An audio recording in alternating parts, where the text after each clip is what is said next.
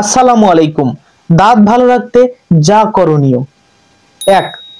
দৈনিক ২ বার করে দাঁত মাজুন, সকালে এবং রাতে ঘুমানোর আগে। ২. খাওয়ার পর সবসময় ভালো করে মুখ পরিষ্কার করুন। ৩. দাঁতের ক্ষয় রোধ করতে লিকুইড টুথপেস্ট ব্যবহার করুন। ৪.